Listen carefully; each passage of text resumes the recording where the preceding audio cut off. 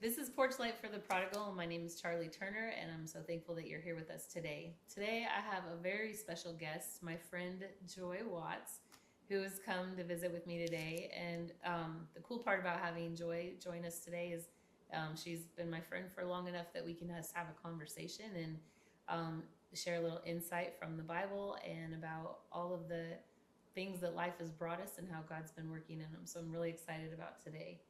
So this is Joy, and Hi. I'm gonna have Joy tell us a little bit about herself, and then we'll just go from there.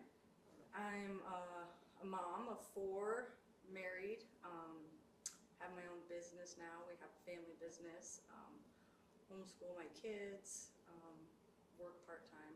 I identify as a stay-at-home mom, even though I have a That's job. awesome. So yeah, that's kind of where I'm at right now. And your business is at your home, so that makes it even a Yeah, little bit it more does. real. It makes it so I'm able to be there for my family. Yeah. Even in being able to, I mean, I call it like a passion project, but I feel like it is a calling for sure. Yeah, I love that. I love that you do it from home, and that's kind of a unique to Idaho thing that you can do that. Yeah, it is. So, I've known Joyce. I've known of Joy for a long time, and I've known her for about 10 years. And she married one of my favorite friends from high school. And in 2010, I don't even know if you know this, but Kyle was going to come and visit us in Great Falls, Montana in 2010. And it was going to be like around the 4th of July. There were no solid plans or anything. And he was going to come visit. And then I got a job in Colorado, so I was moving, and he called right like the day I found out I got the job. And he's like, "Yeah, I'm not gonna come visit you in Montana because I met somebody," and I was so excited for him, and I didn't know who you were at the time. And then I got to meet you about almost 10 years ago now, for the first time I think in person, and so I've had a little bit of an insight to get to watch your story play out and your business grow and that kind of thing. But I would like it if you'd be willing to take us back to the beginning. Where did your story start, and tell me a little bit about that. Well, it's a long, long story, but grew up here. Went to school actually there in Naples. Was the youngest of four. My dad worked out of town our whole lives pretty much, you know, when I was younger. The home environment was not, you know, it's even hard like sharing some of this stuff because, you know, you want to, you know, you don't want to like bash anybody, of course, you know what I mean? Respect but your family. you want to respect them, but at the same time, like, the reality is the reality, I guess. Yeah. So it's like, you know, and that's part of, I think, even the depth of the things that have happened is what makes God even be that much more magnified in it, right? So, I mean, right out the gate, I would say things were not good for me. And growing up, I knew who like God was. Like my dad would, like he was kind of Baptist, I guess. He told us like, so I understood like the gospel, I guess. Yeah. Later on, I didn't understand. I understood the gospel, but it didn't have grace in it. That will come many, many, many years later. After I walked a really hard path. But still, nonetheless, growing up, it was pretty rough, pretty angry in the home, abuse from parents, and you know all kinds of abuse, really. And all the way till I was 13, and then my parents actually let me move out at 13. So I moved in with a 13. When I was 13, he was 18. So I moved in with a man at that age, and I have a daughter that's, I mean, she's going to be 15, and I'm like, oh my goodness, you know. It's a strange perspective. It is crazy. And even looking back, you know, like I feel like once you've overcome something, sometimes, I mean, once the sting is gone, you like replay it, and you're like, almost like, I don't know if you're like rationalizing it, but you're like, was it that bad? Was it? Yeah. But then you're like, okay, no, like that's really not okay. Yeah. You're, I survived it, but right. Yeah. But it's like, I mean, I guess it is what it is, right? So anyways, moved out at 13. And around that time is when actually started using drugs. So that's a huge, huge part of my past is drugs. Anyway, so from 13 to 18, I was with this man that was very, very physically abusive, and my parents got a divorce during that time, and so going through all of that, and really just being raised no one taught me how to communicate, how to deal with your emotions, how to conflict resolution, any of that stuff, so that stuff would rear its head continually for years and years. I mean, I'm almost 42 and still growing, right? But some big things like that, obviously shape who you are, right? So then when I was around 18 years old is when I got out of that abusive relationship, thankfully, right? And then I have with my 4 kids, 2 of them from my first marriage, and then 2 of them are with Kyle. And got in that relationship pretty much right after the 18-year-old. So, dysfunction till 13 to 18, abuse, started drugs and all that stuff. But even in that, like even in those times, like in that relationship, like God's hand of protection on me, like there was no children during that time. Like that is a miracle from God, like a divine miracle. And then fast forward to being with my older boys. They're 18 and 17 almost. Oh, that's crazy. I know their dad. I was with him until I was with Kyle. So like relationship, so I really, even as far as a childhood, kind of missed out on all of that, really. And I kind of attribute some of my corniness and my joking and stuff because it's like I never got to be a kid, so I'm like, I'm a big kid now, you know. So then was with the boy's dad, and that was a whole different thing because that was like narcissistic emotional abuse, but which led to, again, off and on drug addiction and all that kind of stuff throughout from pretty much 13 to 15 years. I'll be clean. That's awesome. But and in that, just seeing God's hand, like even up until the point to when me and the boys' dad wasn't together, like when that all split apart and he asked me to leave. That's when I was living in Spokane, living on the streets in my car. And that's really when, I heard like God, I feel like when I was little, we would go to the Pink Lion laundromat, and my mom would be doing laundry, and I remember like telling the little kids about Jesus, so I had Jesus there. I just, for whatever reason, I don't know why the grace wasn't there. I mean, I don't know. I don't know. But, and it wasn't until after being with the boys' dad. And actually, what's so crazy is you said July about that with Kyle. Like, July 4th was when I came up here to actually see my older boys. In 2010? Yeah, to see my older boys and their dad, because he had a protection order on me, and this is why I was homeless. He had kicked me out. I had nowhere to go. I literally had the clothes on my back. Like it was all bad. And God actually used Kyle to help deliver me from that. But I came up here to see my boys, and the boys' dad had taken them, and so I was like, well, I guess I have nothing to do for the night. And so I actually called a friend, and she was like, oh, yeah, we're going up to Smith Lake or whatever to go fishing. And sure enough, Kyle was up there. That's cool. And then, we went back to his house and just literally like talked all night long. And then the rest is kind of history. I mean, it's not, but so that gets me to where, then when I was with Kyle is when, July 28th of 2010 is when God used Kyle essentially to come to Spokane when I was homeless. And it was like the blink of an eye. But in between all of that, from 13 all the way till 20, whatever it was, I had done treatments. I had done secular treatments. I had finished the 12 steps. I had all of the things that the world says, right? Like do this to be sober, only to use again.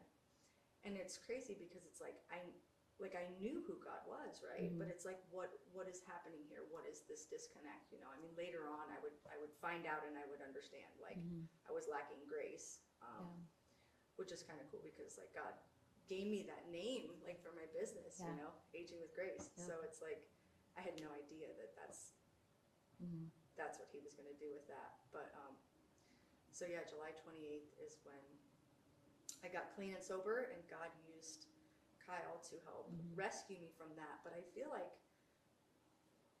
when I actually received God's grace and truly understood what a relationship, like to actually follow Christ was like, is when things started like happening. Like of course there was bad stuff, and I could look back and I can see God's hand, but it's like I think the closer you're getting with grace, because grace is like an action, so you're like constantly wanting to get closer to Christ. Before it was like, I'm never going to measure up, so that shame that you pack around.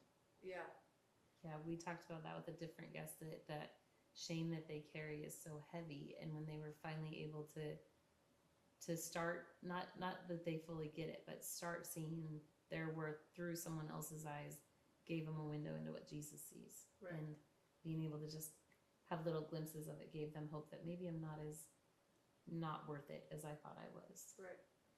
Yeah, and especially like, it makes it sound like, even when I say that, the rough childhood or the abuse and stuff, like I don't say that in a victim kind of way. No. You know what I mean? These things happened, and like the last thing I am is a victim. But like, it's like those are those things, like when we talk about shame or whatever, like just because they happen to us doesn't, I what I'm saying is they happen to me, and I still, whether we want to say it's because those things happen or not, like I'm sinful in my my nature, so it's like, with all of that, maybe as a little kid, you have some excuse per se, but from my whole adult life, like when I say like I was in these bad relationships and one thing to the next, like during this whole drug addiction thing, like I was not a good person, you know what I mean? I was not. So coming to the end of myself, and I still won't ever really fully know, like, when you use drugs, like,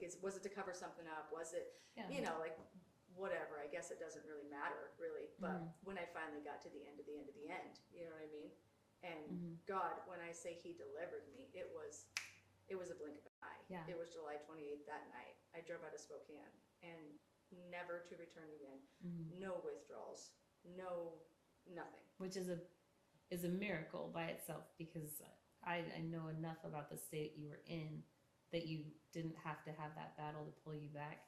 That was the God thing all day long. Yeah, and because like I said, when I had done treatments before, when you get off of using, like I went through all the withdrawals of everything time and time, and kept going back and kept going back, and like, and again, and you're in all that, and you're like beating yourself up, and you're like, why me? Why am I broken? Like. Yeah. I think you're probably one of my favorite stories, because much like Lucas, you had, when you turned your back on it, it was a done deal. And I actually turned down, somebody offered to pay for to finish my education for drug and alcohol counseling, and I didn't want any part of it. I have so much compassion, but there's a piece of that world that comes with just constant lies. And not that you're offended that someone's lying to you, but you're watching them lie to themselves. Right. And that has not been part of the equation with you since I've known you. You've been so transparent and so open and honest about it, that it's shining light in those dark corners so that you don't have to visit them again. Right. And that's been my favorite part probably of watching you, is just seeing how that transparency and that honesty has allowed you not only to thrive in your own life, but the impact that has on the world around you.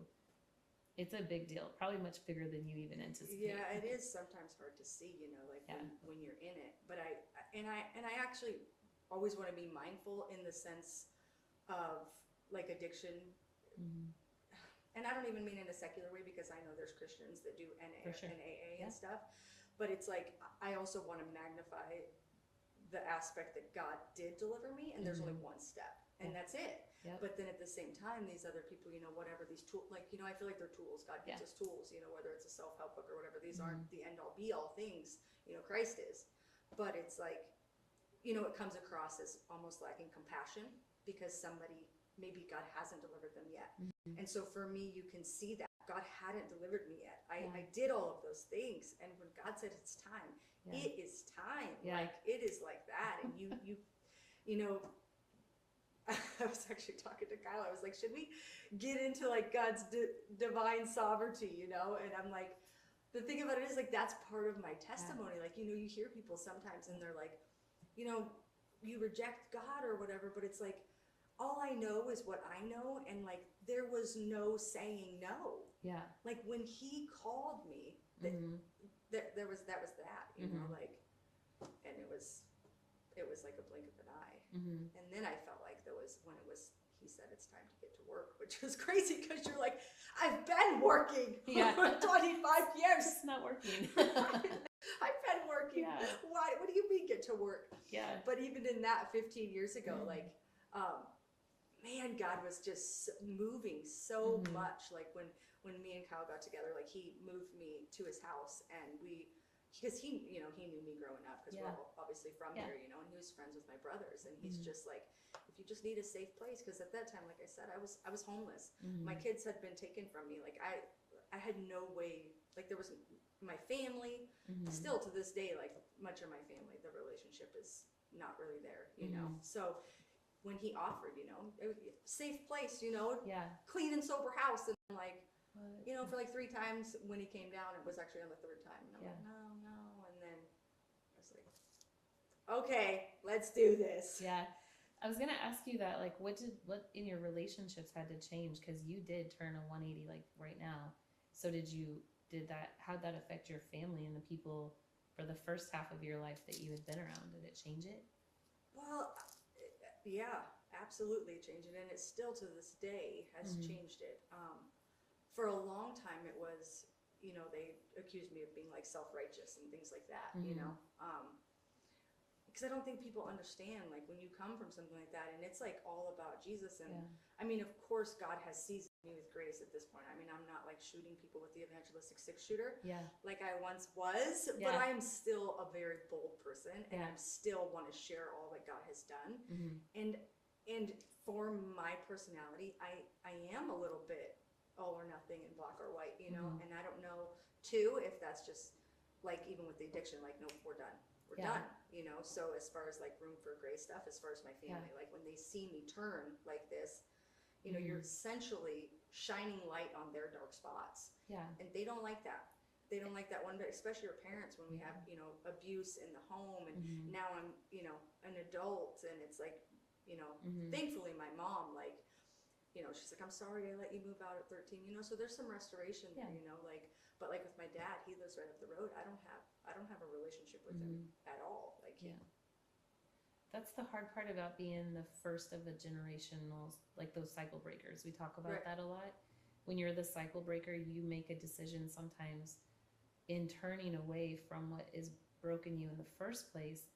It makes the family on the outside feel like you're turning your back on them, and they have a hard time wrapping their heads around the fact that I have to do this to survive. This is for not only my physical sanity in life here on earth, but also eternity. So like having to do that, it's received differently on the other side, trying to break those curses. And I think it takes a pretty bold person and a strong person, and you are that. I mean, I think too, that's where that shame comes from, I mean, obviously we see it from the garden, but it's, woven throughout ourselves, throughout our relationships, so, and we all fall short, every single one of us, but when somebody seems to be doing better, then when I say shine the light, then we're like, oh my gosh, like you feel bad maybe for the things, even though, if we've repented, we don't have to feel bad for them, but, and that's, I think one of the biggest things that God has like restored me in that aspect, as far as when we get further along to the last 15 years, God walked me through shame. He walked me through identity with some earth-shaking trials. Yeah. So I thought about, when I asked you if you'd come on and do this, we had just studied Acts chapter 16, and I think it's 16, 6 or 16. And Paul is on the road to Damascus, and God speaks to him. He's literally on his way to persecute Christians. Like, that's his mission, and he's on fire for it. And God comes down, and he's like, what are you doing? Not anymore. And he turns and he goes back in the other way. And then I'm pretty sure Ananias, and then God goes to Ananias, and he says, I need you to go talk to this guy. And Ananias is like, yeah, I don't want to. He's bad news. I don't want to talk to him. No. And he does, and God says, let me find it. This is not my regular. This is my like really old Bible. The really other one is at home. That's the one filled with emotion. This is the one that's missing part of Leviticus. It fell out. 30 years old. Anyway, as Ananias is going to talk to Paul, he says, I'm not going to find it. Basically, God says, you're going to have to go tell Paul, I'm changing you, and you got a lot of things you're going to suffer for me.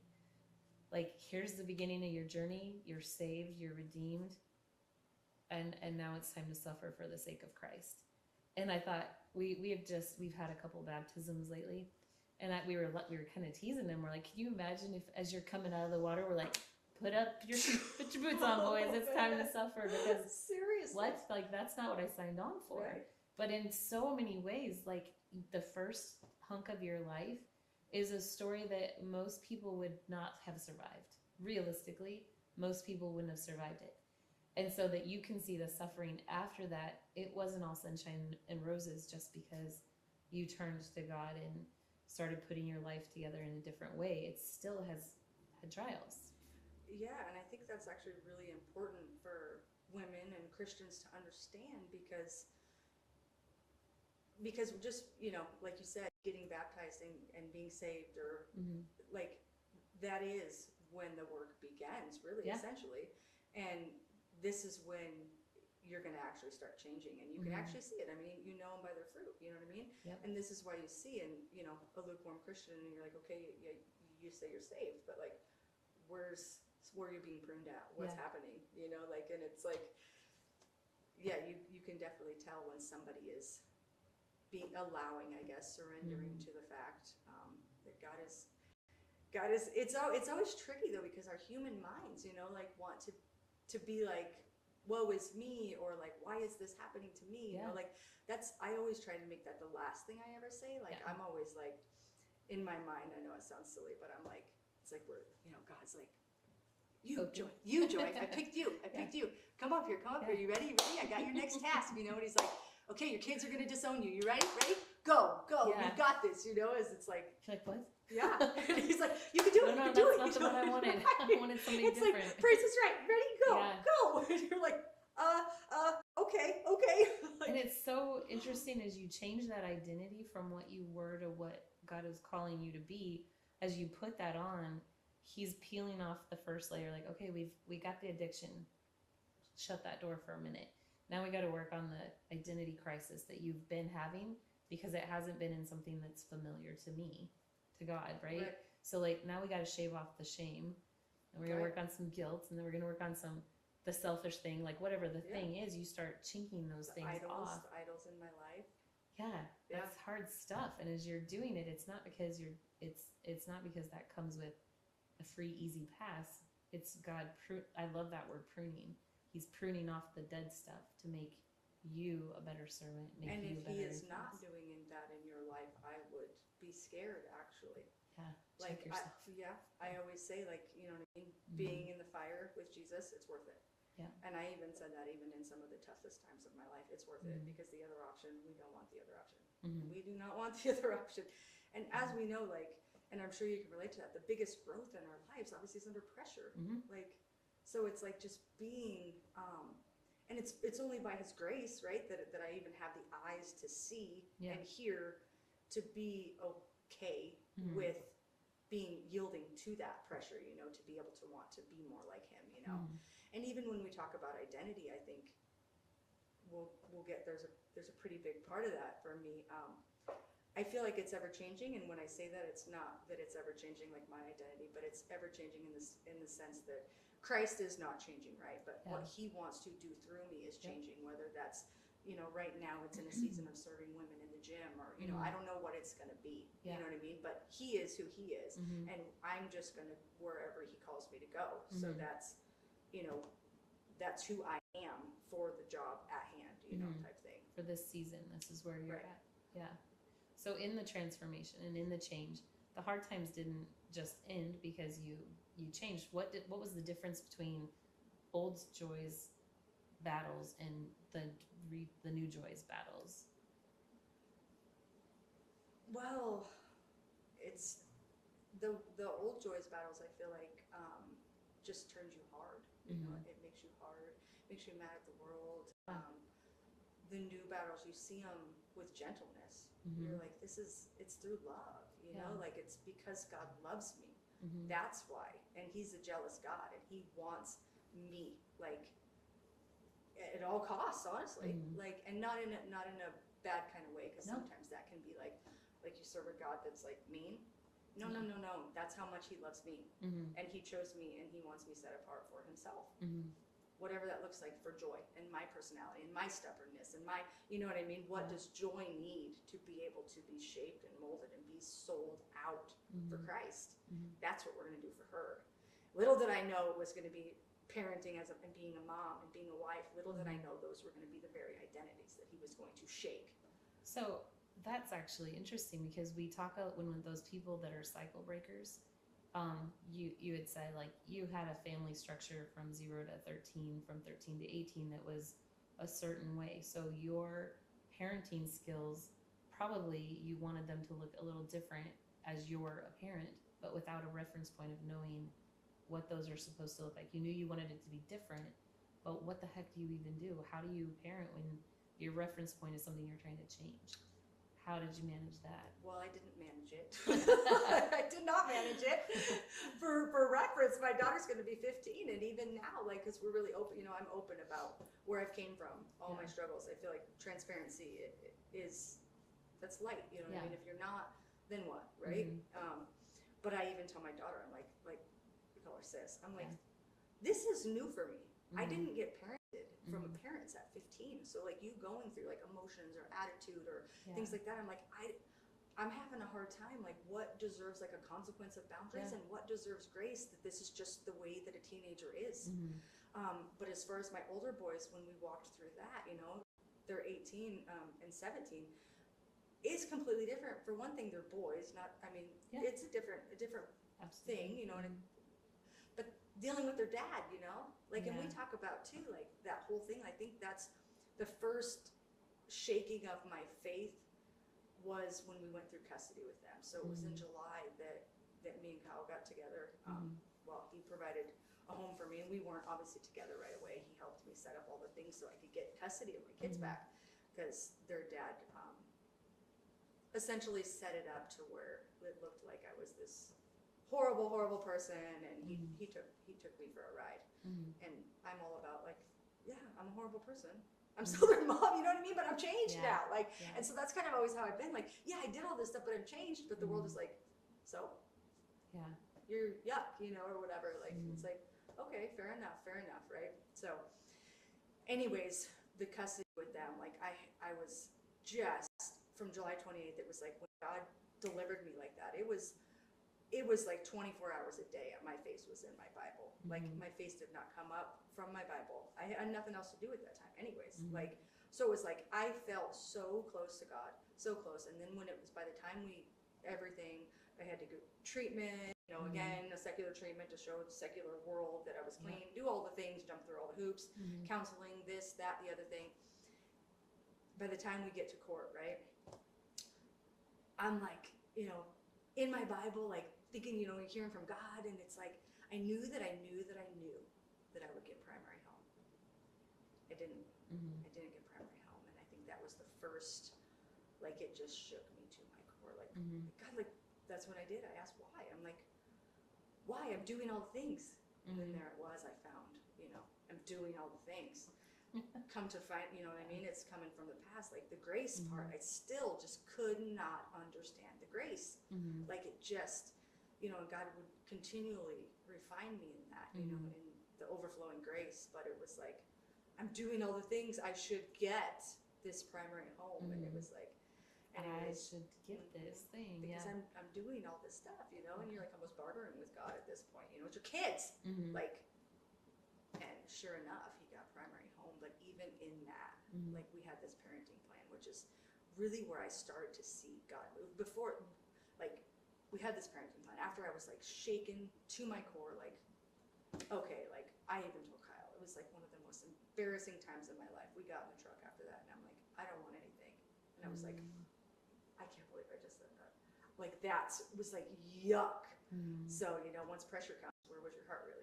Where were you, Joy? You know, like, we had a long way to go, because some pressure happened like years and years later, and some fruit actually came out, like, surprisingly. It's so hard. But then no fruit came out, you know. But the parenting plan, like, you have like this one was like 8 phases. So it's like you have so many months, weeks, or whatever to accomplish all this stuff, right? The divine sovereignty in that parenting plan for the perfect timing, because you can fast forward at the beginning of our like relation. We ended up, me and Kyle obviously ended up, we have kids together. We ended up, you know, dating and stuff, you know, right? And then got pregnant with our daughter. But so the shame and the guilt and everything with that, like don't have custody of my boys, but I'm like, find out I'm gonna have a kid, and I'm like, I'm not worthy. I'm not even a mom to the ones I have. Like, what is happening here, you know? But even in every time the 8 weeks or the 3 months or whatever, you know, we'd have to go see them for visitations, and then like by the time that specific phase was over, it was like we had no more resources to go, you know, Kyle's working up at schools, as you know, like, you know, no money, no nothing, you know, and you have to go when they say go and jump through everything they say jump through, you know, the resources that it takes to do that is a lot, you know? But by the time, like, every single phase, it was like, we were like, we couldn't have made the next one. I mean, God could have, but it was like, okay, we made it, you know, made it. And then you fast forward till my daughter was May 17th is when she was born, that we were finally. So, you know, I'm thinking I'm going to have a baby. How am I going to go to these supervised visits? You know, all this stuff rolling through your head. Like, what is happening? You know, you're basically a baby Christian too, essentially. And you're like, so much heaviness. All while, like you were saying, the baggage of God's like, guilt, oh, abuse, oh, well, let's open this bag. And you're like, no. Stop unpacking. Not right now. So, you know, you mix with all of that.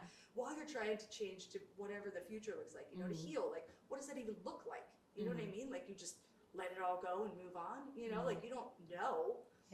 But all of those plans were perfect. But by the time you get to the last one, and you don't know how long each one's going to take, right? So, so like, even looking at the trajectory of when, you know, I'm going to have Addison now, or we're going to have, you know, planning for all of this stuff, you know, like, you can't because you don't know when it's going to all be done, right?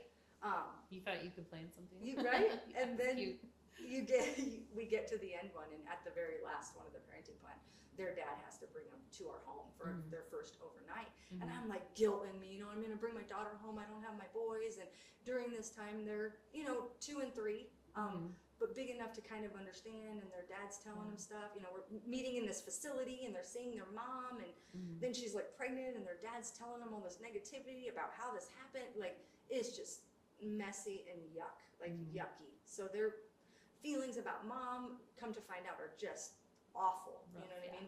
What they're seeing and getting and gathering from their sister and stepdad, like, it's a mess.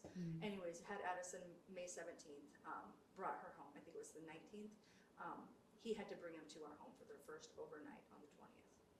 He had to drop them off. I mean, obviously I couldn't go pick them up, you know, having a C-section, but it was like, God just continued to just, like, divinely, and the specificity of everything he did was like, he doesn't have to go out of his way to prove himself to me. You know, I mean, that, but time and time again, he allowed me to partake of what he was doing, for him to just ever so gently and lovingly, like, Joy, like, I got this, like, and it's so crazy because if people could really understand, like, how ravenous God is for you, like, it will just change everything. Like, I gotta tell people, like, it's as if I'm, like, running at you. He's running full speed at you, like, all the time, pursuing you.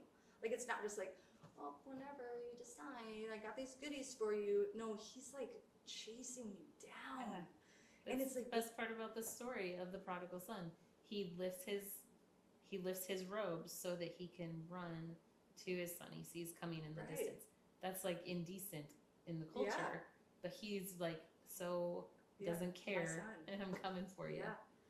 And it's just cool, like, when he does all those things, even after, like, because we're thinking, like, these big mess ups, you know, like, I basically said bad words to God at that custody thing. Like, ew, like, and there was so many prayers where I'm like, I had to pray and repent and say, God, like, I don't trust you.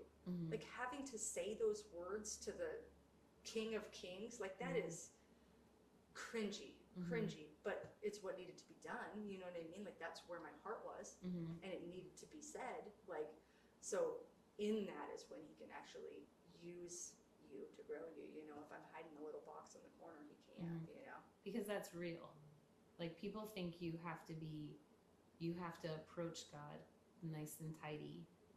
That's not how anything I've read in the Bible looks. We come to him he created all those emotions. He Right. created all of the things that you would like to maybe even hide, and throw the devil in the mix and all Right. the things. But he wants to see that. He wants that conversation, because that's truth. That's raw. That's real. And that's where he gets to do the work. Well, and honestly, that's just who we are. Mm-hmm. Like, honestly, All of us. only thing I have to bring Christ is filthy rags. Paul says it. Yeah. I've got nothing for Mm-hmm. him. And if I don't come with that kind of transparency, that is all that I have. Like, Yeah. God, I have I'm a mess. poop for you. Like, that is what I have. Yeah. He's like, thank you. Come here. We're gonna sleep that. But it's like, I don't have anything that he doesn't need anything from me, Mm-hmm. Like, but it's so often we just like want to, either add God to it or think that we need to come to him. Yeah. Like, and that's even something that he's just refined in me over the years. It's like, Joy, like you are nothing. Yeah. Like, you have nothing. Like, Mm-hmm. and even the opportunities I've got to like witness to people in, my gym and stuff, it's like, Mm-hmm.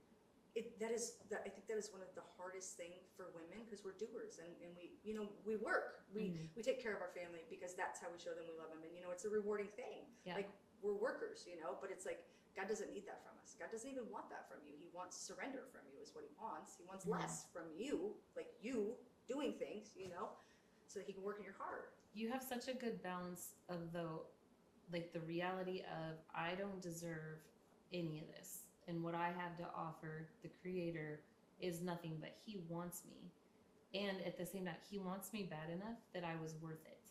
And I've heard you speak to that. Makes me want to cry. Yeah, I've heard you speak to that, and that's something that I'm so inspired by your life, is you can say those things, and you've genuinely left it at the feet of the cross. You've done that. Not a check, but like, you're doing it daily. But also your recognition that the master of the universe wanted you, and that comes with some ownership and identity. How have you navigated that? Well, again, we got past the custody stuff, rough childhood, whatever. Got to where what I thought